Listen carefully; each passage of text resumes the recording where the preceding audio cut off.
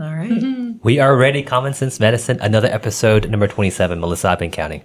Wow. I've lost count, so I'm glad you are. Well, today we have another episode, and we're continuing on our main topic of anxiety, depression. And we have two guests today. And Cameron, you've been on before, but I realized I never let you introduce yourself. So tell us about yourself. Hi, I'm Cameron. I love traveling and I love coming on the podcast, and I'm not an expert, but happy to bring whatever knowledge I have to y'all. Oh, well, that sounds fantastic. And Keisha. Hi, I'm Keisha, rookie to the pod. I'm from the Delta. I have a master's in public health, and I have decided to try to implement small changes in my life to get better. I did not know you had a master's in public health. He is well qualified to be here. Why haven't we gotten you here earlier? Awesome. And of course, Melissa. Yes. Hey, Melissa. We are always together. And then, of course, me. Today, we are actually talking about food and mood. So, we've talked about social media mood. We've talked about moms, dads, which actually was more well received than I thought, because dads are usually kind of like whatever.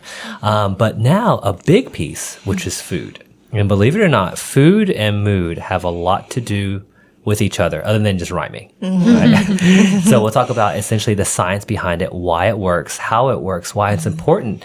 And we'll talk about things like maybe some of the dangers between healthy foods and unhealthy foods as far as how they affect mood. And then Cameron and Keisha maybe all of us, our own experiences with what we were doing before, what we've changed, which I know, Keisha, you say you've done small changes, and then how you feel, not just physically, but also mentally. Sounds good? Sounds Sounds great. good. Yeah. Awesome. All right. Well, Melissa, let's start with some of the sciencey parts of it. All right. Okay. So why or how does food affect our mood?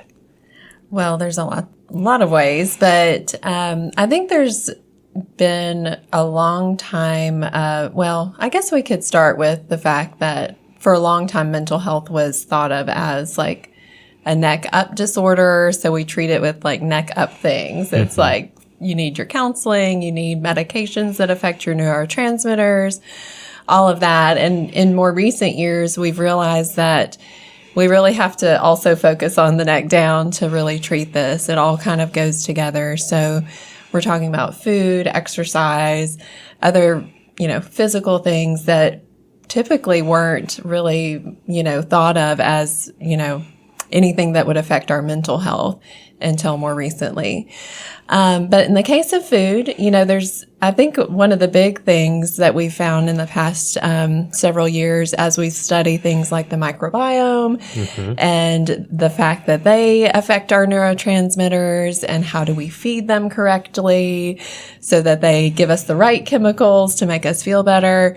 And also how the bad ones will also affect our mood if we feed those with basically junk food. They thrive off of junk food. Oh, excuse me. Off of junk food, whereas, our good bacteria thrive off of things like fruits and vegetables. So, that's kind of like surface, explanation, I guess. Connection. Yeah. Gut-brain connection. There you go. Say that again, Cameron. The gut-brain connection. Okay. So what is the gut-brain connection? It's, just like what Melissa basically just summarized. It's that connection between like how you care for your, the foods that you're putting in your body, how you take care of your gut microbiome, how those like directly affect what's going on in your brain and your neurotransmitters and like that just feedback loop. Yeah. That's perfect. Yeah. Well, yeah. And I think most people at least experience it a little bit, right? So like if you have a tummy ache, right? You don't feel well, whether you eat bad or something like that.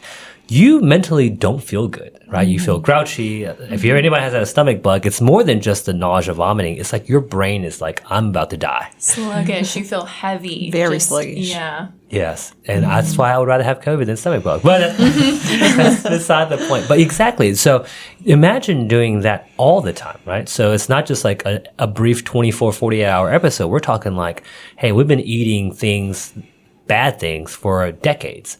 And your gut bacteria, which like Melissa said, it's really important, not just like help you digest food, but they produce things and they help with immunity and they help with, now we realize mood, how you feed them matters. And I've heard people say that if you don't feed them well, they're going to feed on you. They will start affecting your intestinal linings. They'll increase inflammatory bowel disease. But more importantly, from today's podcast, it will actually increase rates of depression, anxiety, and ADHD, which is, I guess, we have kids and we kind of know if we feed them a bunch of sugary trash, they don't listen. Yeah. And I think everybody has probably experienced that in one, form or another where they've been just, maybe it's because they've been traveling and just like eating fast food the entire time, or, there's different periods of time where, you're not getting a vegetable for like a number of days and you feel it mentally. You're tired. You're probably irritable, probably don't feel great. Attention. Exactly. Yeah.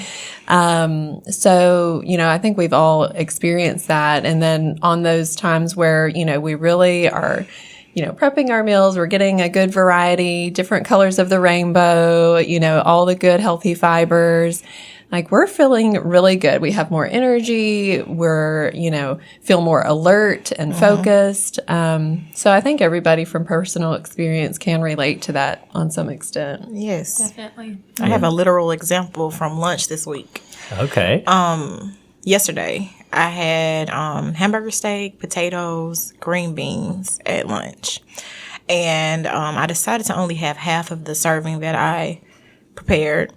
And I was like, I was going to get my walk in. I knew I was going to get my walk in, but I was still kind of like sluggish.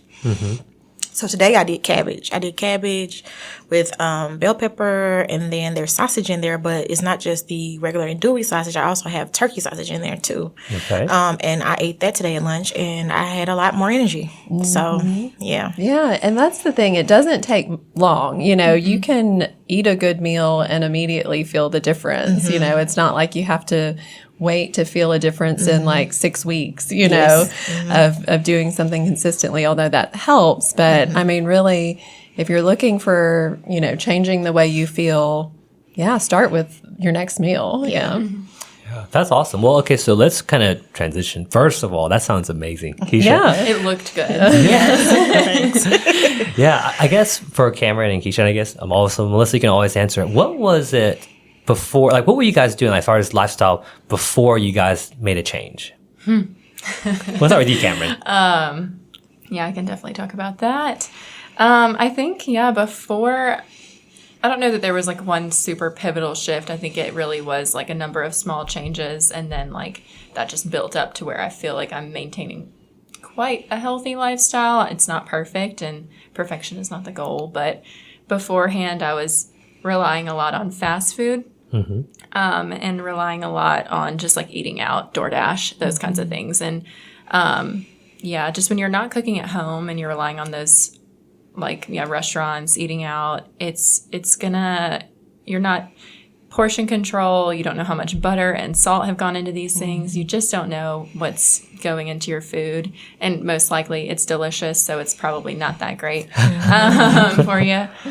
But, I was doing that. I wasn't moving very much because I didn't have a lot of energy. I was tired all the time. And I just never put two and two together that, like, of course you don't have energy. You're tired. You're not eating well. You're not giving your body the fuel that it needs to function well. So I think, I started, trying to cook at home more. And now, like, I regularly meal prep and plan. And I just, I feel more mental clarity at work. Like, I feel, I eat a healthy breakfast most of the time. And I feel that my focus is better in the mornings. Like, I was struggling at work beforehand. And I think that's like very real and very relatable, because when you're in that cycle of doing things and you're in that cycle of just feeding the bad gut bacteria and feeding yourself poorly, you're too tired to try anything else. Like you're just really caught in a loop there. I think it just took noticing that and making small changes to kind of get out of it. Yeah. Oh, sorry. I was going to ask one more question before we moved on. So as you changed your diet, did you feel that in turn gave you more energy to start exercising, or did you start exercising and realize like, I want to feel better in my workouts and so I'm going to eat better, or did you kind of decide to make the change both at once? I think it was a little bit of both at once. I think I couldn't do the kind of workouts that I do now. Like, I couldn't physically complete them. Like, I do spin, and that's like 45 minutes of cardio now. And she kills it. I've seen it.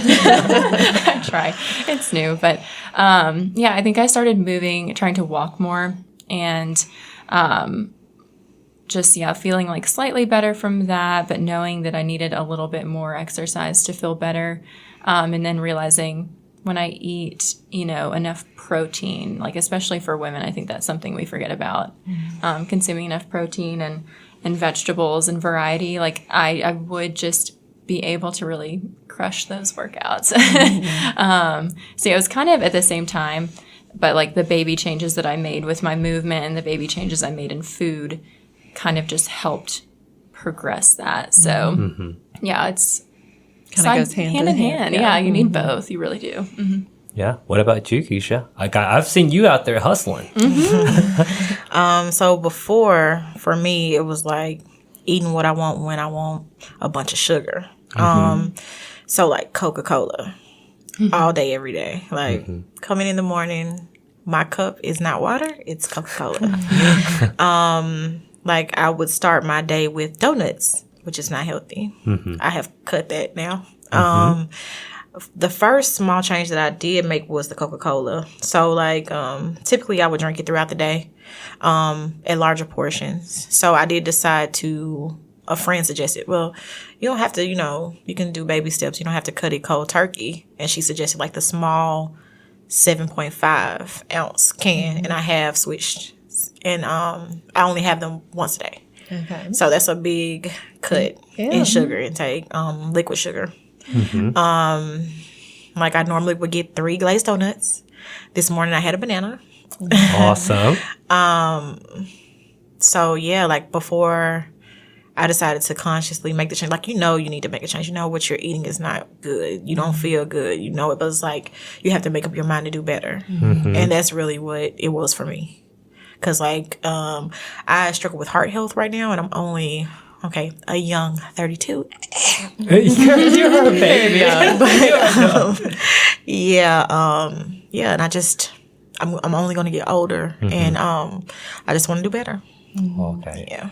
Yeah. Awesome. So what are you doing now? I know you've done some substitution. I also heard you started working out pretty regularly too. Yes.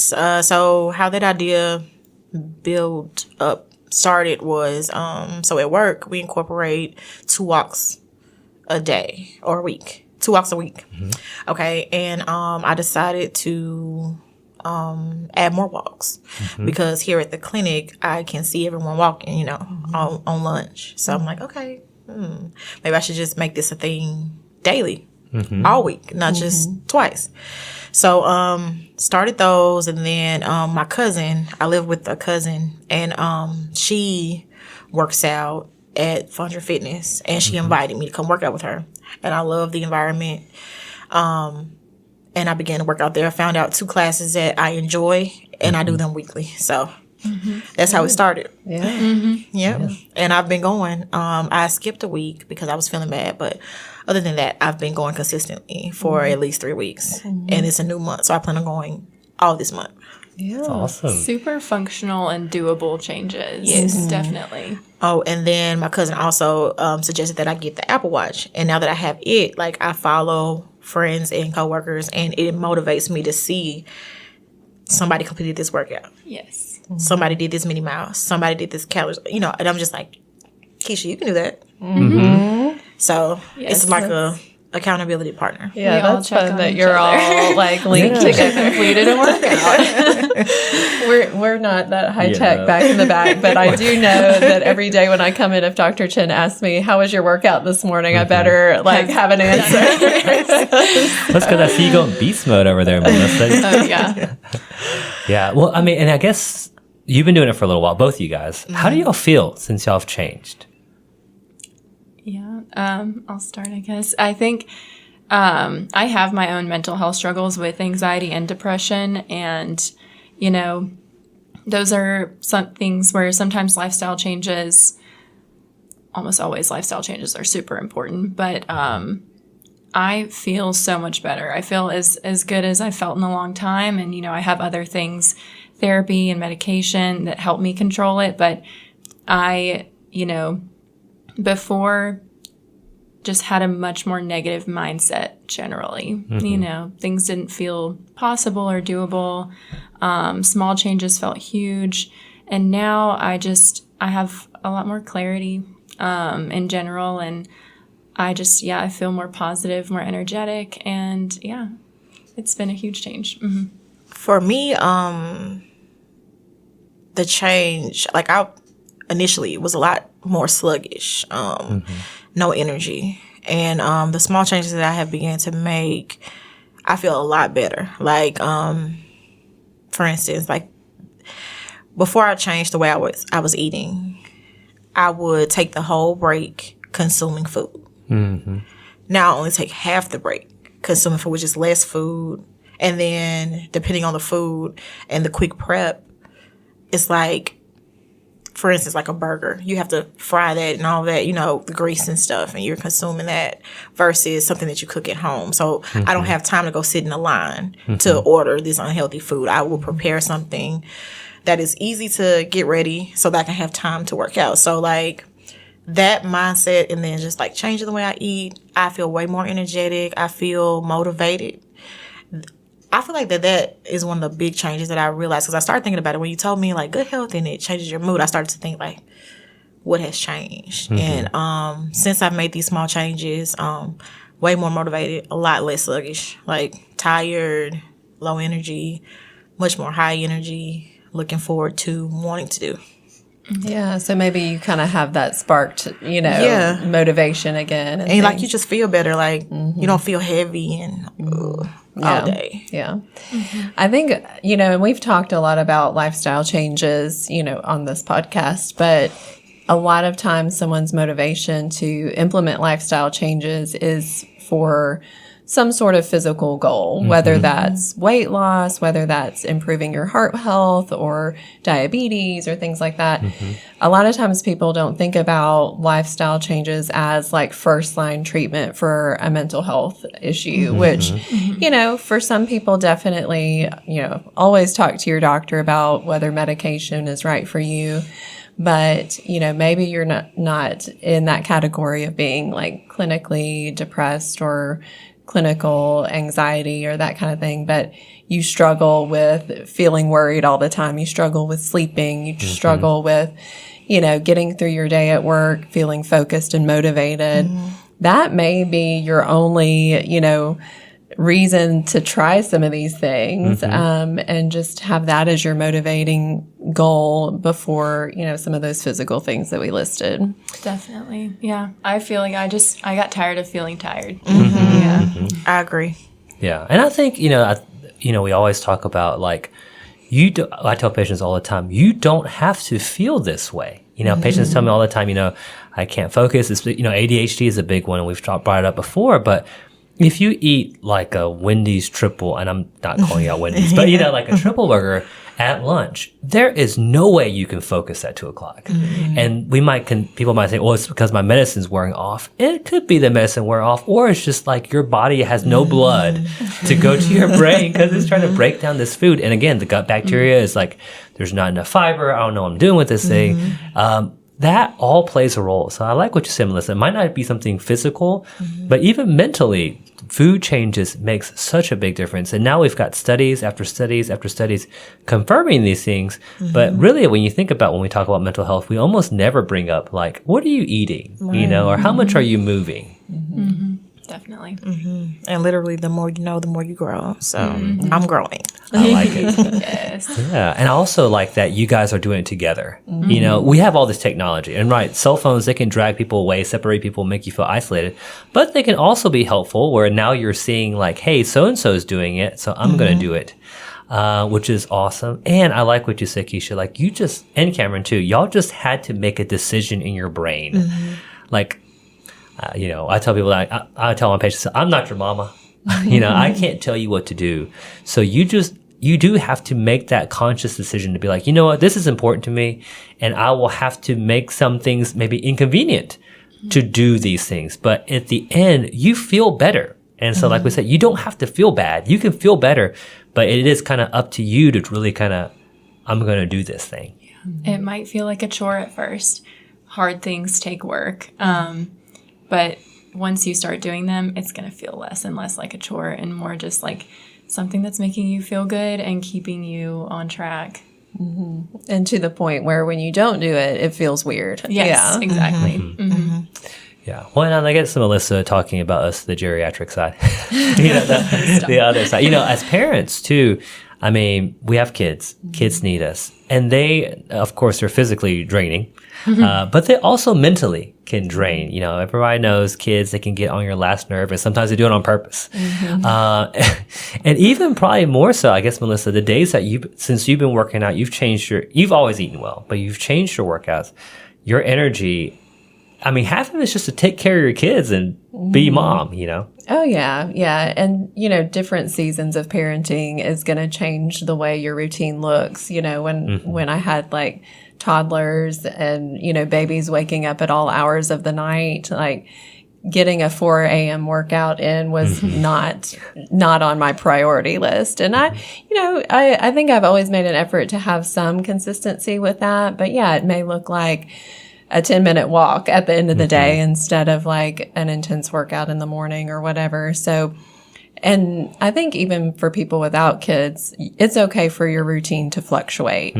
Just because your routine doesn't look like what it did 10 years ago doesn't mean it's any less important. I think sometimes we get into that trap where, well, I used to be able to run, a such and such minute mile, and there's no way I can do that now. And I'm just old and, can't do anything anymore. Exactly. Yeah. But you know what? Like, just change up your routine, find something else, go to a spin class, try something new, and you may find something that sticks. Yes. Adjust your goals, like with, the seasons of life, like you said.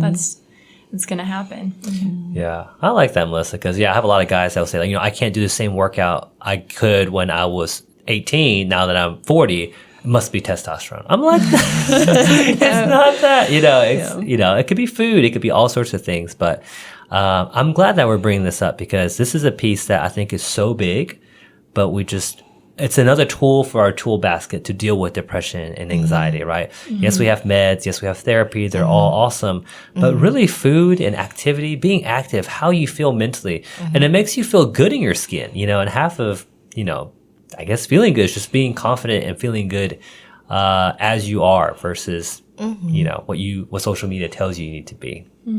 Yeah. We're going to kind of start wrapping things up, but really quick, Melissa, how do you feed gut bacteria? I've heard you mention fiber, and I think that is a big piece. Yeah. So your gut microbiome, their primary food is fiber. So, and fiber comes from plants. So fruits and vegetables, whole grains, beans, nuts, and seeds, anything that comes from a plant closest to its most natural form. That's the best place to start. Taking probiotics, we have found, is not the best solution just because we're just feeding, 1 or 2 or 3 specific strains to our gut, and those will, obviously take over. But what we need is diversity. So we found that the more diverse your gut microbiome is, the better. And there's even, some, I guess, studies that have shown that, at least 30 different types of fiber per week is a good way to, get a good diversity of gut microbiome. That sounds like a lot, but you can get that pretty easily. Maybe you're having a salad or a smoothie. You can easily get, 4 or 5 or 6 different types of plants in those things.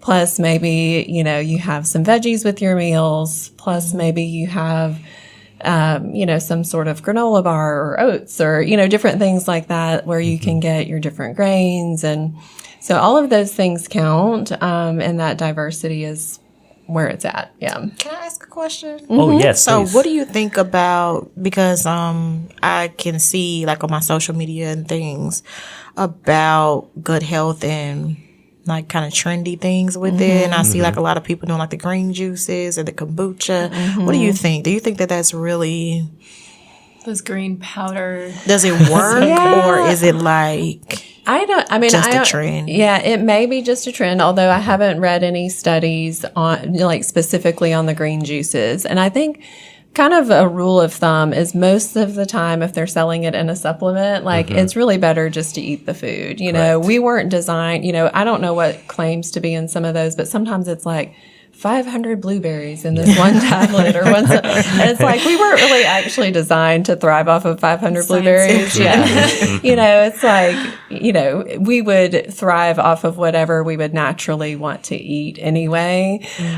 So going like above and beyond and like compacting it into like a little powder or a pill, you know. Quick fix. Exactly. It sounds good in theory, but our bodies just aren't really designed to handle it that way. And so I don't know that that's much, but what was the other one that you asked about? Kombucha. Kombucha. There is benefit to fermented foods. So that is one that can be beneficial. But if you don't like those types of things, there's other types of fermented foods that work as well. So like your sourdough or sauerkraut, like the real kind that's actually has the live cultures, yogurts, you know, things like that. So if you don't like kombucha, you don't have to like suffer through it. I would say things like kombucha and things, you know, in that category of supplements should be as part of our nutrition, the supplement level. So like very, very small part of your diet should be supplement level. Gotcha. It should really be from food. And I like what Melissa said, like there's soluble fiber, insoluble fiber. People buy them in powders and drink them.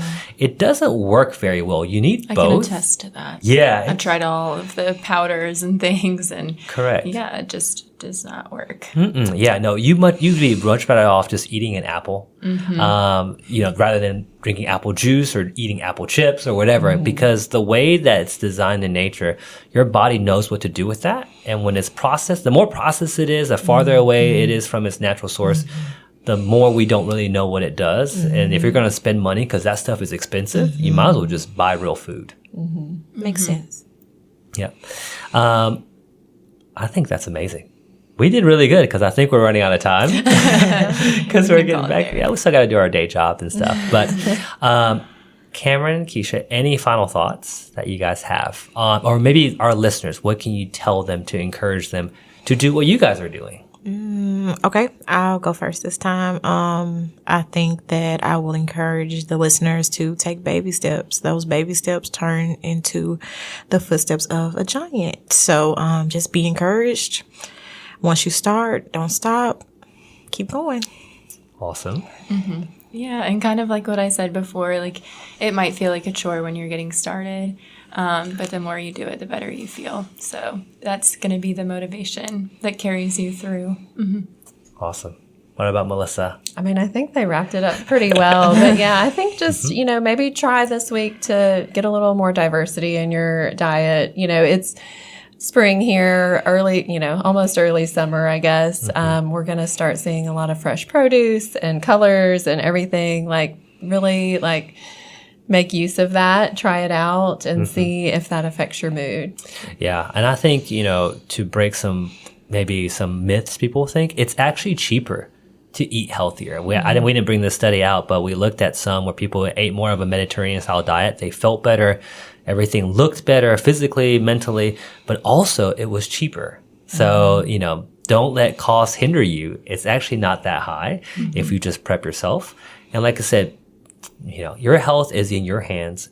Genetics plays a very small role. So you can make decisions to make better choices. And like we were sharing even today, it doesn't have to be something drastic where you become a vegan tomorrow, but just small changes and you will feel the difference. Now, next week, Melissa, we have a special guest. Yes, we do. Yeah, Lacey's coming on. I'm excited for this. Yeah. So we'll be talking about therapy. What is therapy? What does it do? You know, we've talked in the past. Don't be afraid to do therapy. A lot of patients don't really know what we think is just talk therapy, but Lacey will come on, educate us on all those things. I'm excited. Me too. Yeah. All right. Well, thank you so much for your time. Thank you.